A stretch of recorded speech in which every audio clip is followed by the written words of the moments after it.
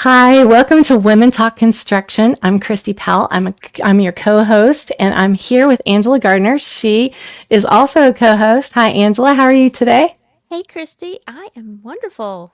Awesome. It's such a beautiful day outside today. It is November the 18th. This podcast will air sometime after 2025. So we're excited to talk today with Juliana Summer.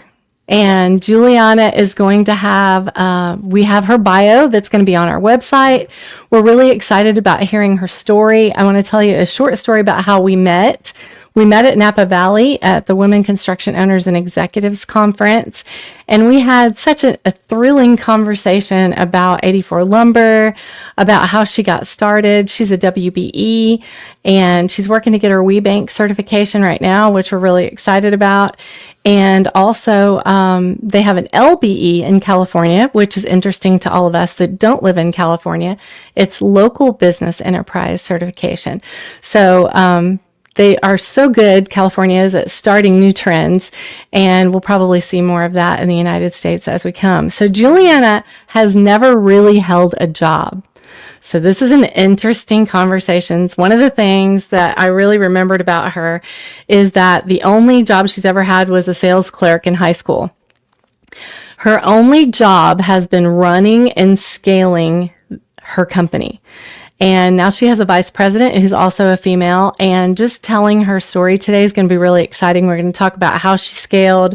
We're going to talk about how she stayed growth minded during the how many years that she's been in business, and the advantages of thinking like a woman to bring business ownership success.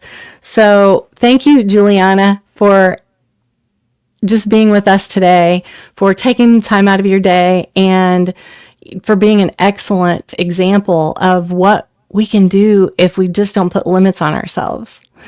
So, thank you again for being here, and we're really excited to hear your story. And yeah, Oh, looking thank you, forward to it. Chris. Thank you, Christy. Thank you, Angela. I'm so excited to be here. I love what you two are doing. I have to pinch myself on days where I realize that this is a resource to women now. Aw, It's Nice. incredible. thank you. I appreciate you so much. Yay. I wish I could clap We I wish I appreciate had a you. clapping button. Yeah, we appreciate you. That's why we do it, right? Hmm. Well, So it's should I start off with my origin yes. story? Yeah, tell us a little Yeah. bit about your company and just where you started. Yeah. Sure. So I am the owner and founder of a company called Priority Architectural Graphics. It's a mouthful. It's a long company name, and we're a signage company. And we manufacture architectural signage. So it's signage that's permanently affixed to a building. We do a lot of code signage, how to get out of a building in an emergency. We do a lot of wayfinding, directional, so how you get from point A to point B. We're in the construction industry. Our clients are large general contractors. We work in the sectors of multifamily housing. We do a lot of transportation, aviation, and rail signage. We do a lot of work in government infrastructure. So, community centers, fire stations, police stations, and we do a fair amount of corporate real estate. So we do work for companies that need branding and wayfinding as well. The company is 30 years old. So I started it in Wow. 1995. And like Christy said, my only other job previous to owning this company was I worked at the Gap as a sales clerk. And That's not um, too bad. Yeah. no, it was great. It was a great experience. But I grew up in construction. So my father was an electrical contractor, and he first started off, as an entrepreneur. He just did some residential work and eventually broke into the commercial sector. And if those of you that know electrical contractors, to close out their jobs in the commercial sector, you need to label what you just did, right? It's very important to label your electrical work. You need to label your panels, your switch gear, your equipment, right? Because it's very important to know what work you did. So I have a little sample here. I'm holding it up for those that can see, but he always needed to close out his jobs by building a little or making a little electrical nameplate. It's just a little 1 by 3 inch tag. It's just like people used to make name badges and wear on their lapels when you do go into the bank and you'd say hi, you say, oh, hi, my name is Joan. So it was all, these tags really were were what he needed to close out many thousands of dollars worth of work. And he would struggle getting these name badges made on time, these name tags made on time. And so he decided, you know what, if I struggle getting these name tags done to close out my projects, I'm sure other electrical contractors have the same problem. And so he ended up just buying an engraving machine, a little, desktop engraving machine, and then buying some plastic and making his own tags. And so from there, he thought, okay, well, if other electrical contractors need this as well, maybe I can just start a little side hustle. He was always going to be an electrical contractor, but he made tags on the side. And so this was 1994. I was graduating college in 1995, and he had this kind of, small side hustle business. And he asked if I would want to take it over. And Mm. at the time, I was again graduating college. I didn't have a job lined up, and I said, sure, I see where it goes. And so I took this side hustle, and 30 years later, we've grown it into this full service sign company. And yeah, it's been an incredible journey. I'm still on the journey, right? I still Yes. love what I do. I love my clients, working Nice. with general contractors. I love the industry. I love the sectors we're in, and it's just it's an incredibly fun ride that I'm on. That's What an awesome. awesome story. We're an industrial electrical company, so I know all about the nameplates and all that. And we do it in house because we're a much smaller company, and we often go into places and they aren't done properly, and then we do it again for others. So you're providing a great Nice. service. But let's talk about. I come from a family business as well, and it's really cool to grow up in the industry because I did that too. But talk about the difficulty of scaling a company because that's pretty massive. I mean, when I was in my family business and we were scaling, I mean, it can be rough at times, especially even when you're going through recessions and things of that nature. So share with us about how you've done that. Oh, Angela, it's such a good question. So next year is our 30-year anniversary. So I started in 1995. So I've gone through two major recessions Yep, you and a have.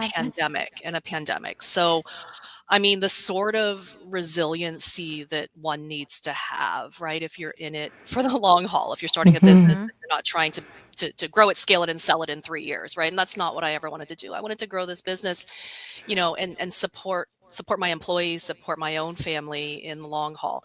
And I think it's important to know that these recessions, these sorts of life events or world events like pandemics, Mm-hmm. they will happen, right? And Hmm. you really need to understand that when you go into business, you're starting a marathon. You're not starting a sprint, right? It is a marathon, and you need to really Yep. expect that there are going to be moments where you need to really dig deep and be super resilient and resourceful as well, because at those moments, right, where you're in the middle of a recession, right, and you're trying to figure out, okay, how am I going to cash flow for the next 6 Yeah. months, right? How am I going to do it? I think that it's really important to reach out to all the Hmm. resources you may have, to be vulnerable, right, in front of those Hmm. resources, right, and say, listen, I am having this problem right now. I'm really stuck. Right. I feel Mm-hmm. like I'm going to cry. Right. I need Yeah. help. Right. And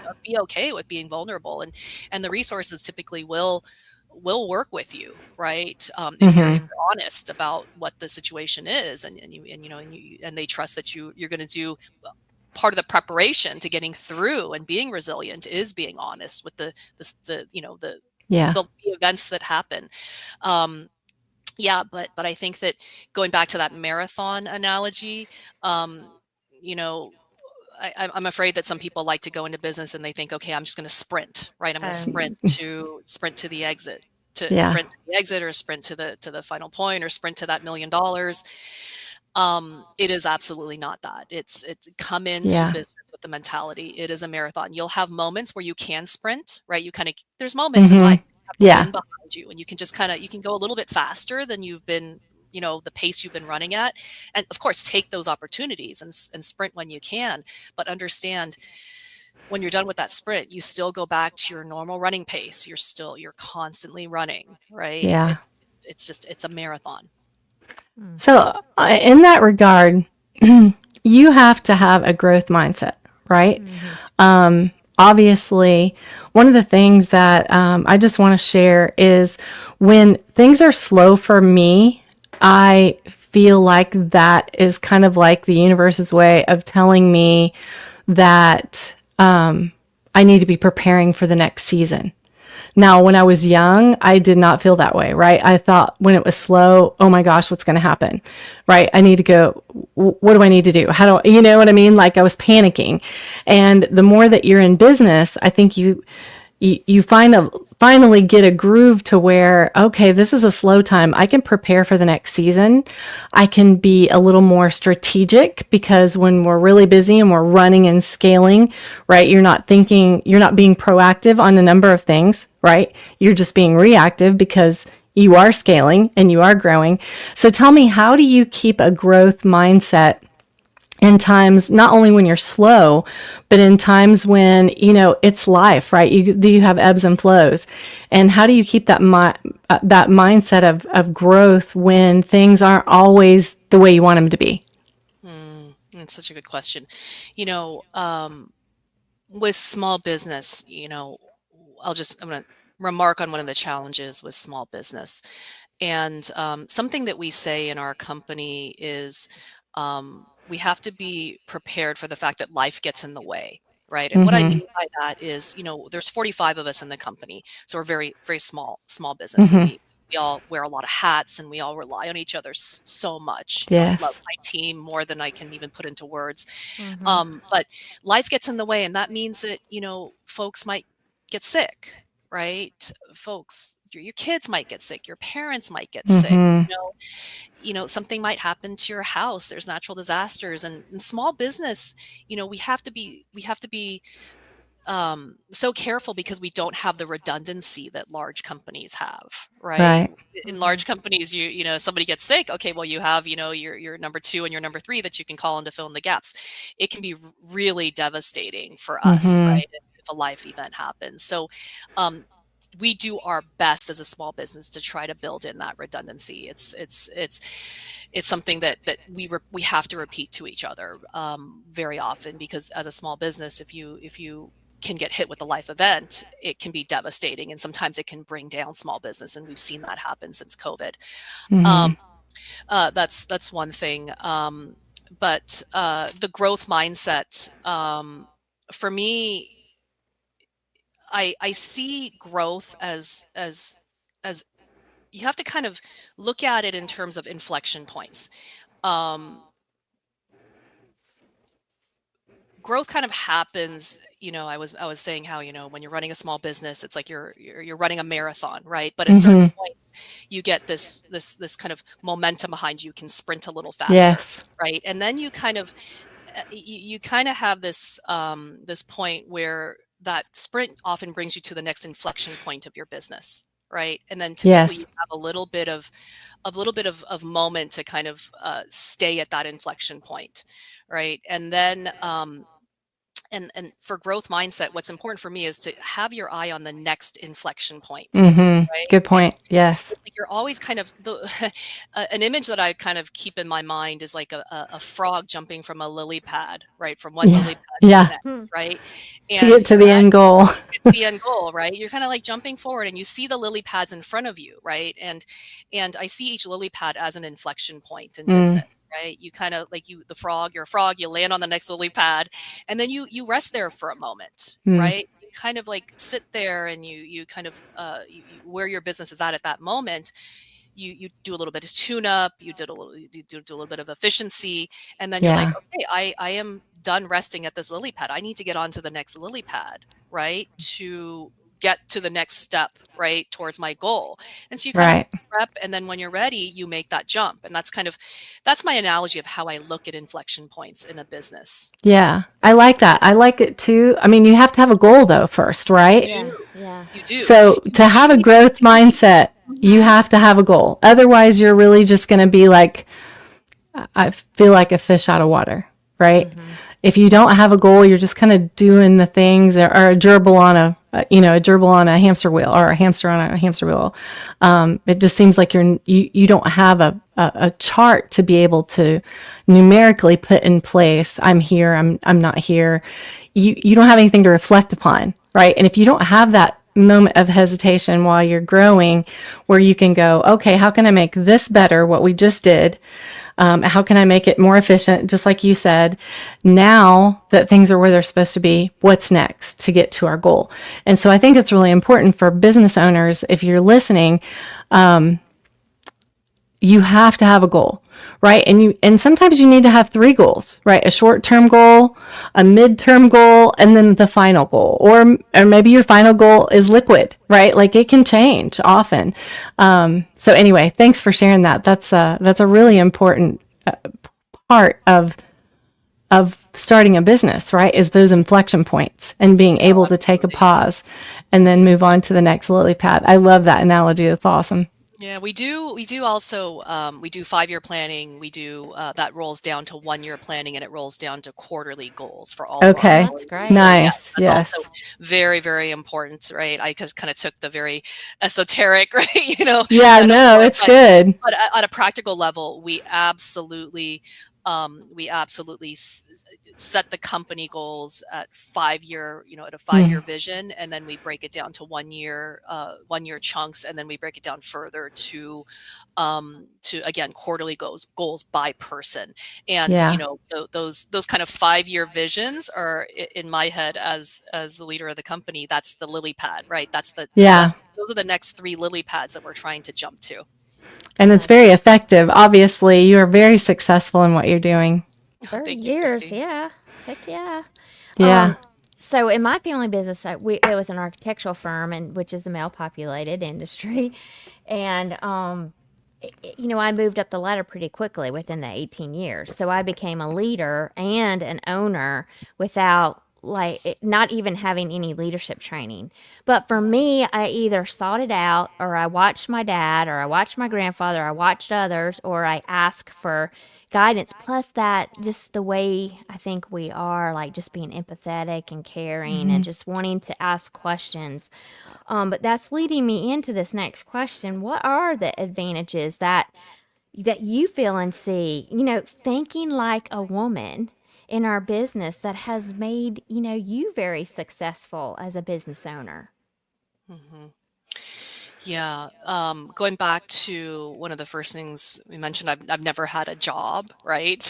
Yes. Yeah. And my vice president, who is our operations leader, she's never had a job either, aside from priority architectural graphics. So, but we've been doing it for 30 years. So clearly something is happening where we are able to lead, but we don't have very clear examples. We didn't come from a Hmm. workplace and saw how, habits, or picked up certain habits or saw how certain things were done. So, um, um, yeah, it's I think that being a female-led company, female led by 2 female executives, what we're drawing on is intuition, right? So Yeah. clearly there's some intuition to that because we don't have we're not following an example, right? We're not following Right. habits nor bad habits. We're also, I'd say generally women are open to reaching out to resources around us. Mm-hmm. Women um, can be in put themselves into places where they're very vulnerable, right? So when you're reaching out Yeah. to these different resources in your life, especially if you're talking to other women, you can kind of let your guard down and say, listen, this is what's happening to me right now. I, Yeah. I'm Yeah. in a membership of a WPO, Women's Presidents Organization. So I'm a member of Nice. WPO, and so it's it's a CEO president's group, and we can be very candid with each other. right? We can say, listen, Yes. they're all in different industries, but I can let my guard down, the every month that we meet, and I can say, listen, and I've cried in front of these women, right? I've really let myself be vulnerable, but the advice and the mentorship and the guidance that they provided, I don't know where else I would get that sort of candid, you know, Yeah. Yeah, candid I've actually was recommendation. in YPO, and so I went to some of the first WPO meetings, and I always recommend to any business owner, especially a woman, if you can become part of this group, you need to, because it is incredible. So, yeah, I completely agree with you. Yeah. Just one more thing about women. I feel like women try to get this concept to gel. I think women are very strong administrators, Hmm. right? They're very Yeah. strong administrators, right? And when you think about, just naturally, women are very strong administrators and that they have to multitask, right? Many women are running their house, they're raising their children, they're making sure that, that the they're the kind of oil that's making the household run forward, right? And Yeah. so they're administrating, right? Women are just very natural administrators, and in order for a business to be successfully efficient, you need strong administrators, right? You need Yes. you need Yes. just the back end of the company to work Hmm.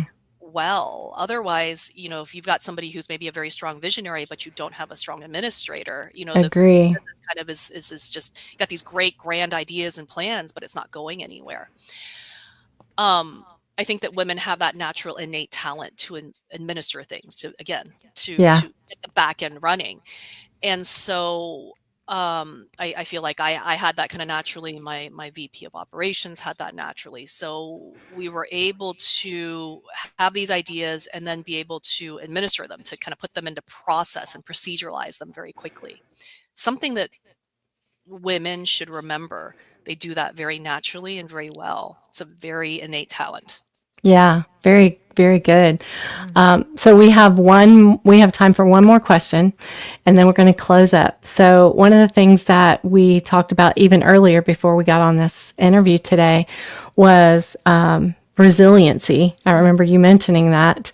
And also, I want you to speak a little bit on mentorship. So do you have a formal mentorship program within your organization? Just curious. It's not formal, but it is Okay. something that is coming up as a theme, and I think it is something that it will be something we'll want to formalize in 2025. I feel like Angela and I are more of a fan of the organic mentoring versus the formal mentoring anyway, but I'm just asking, as two female leaders running a very successful company, is that something that you thought you needed to put in place, like a formal mentorship? That's really what the question was about.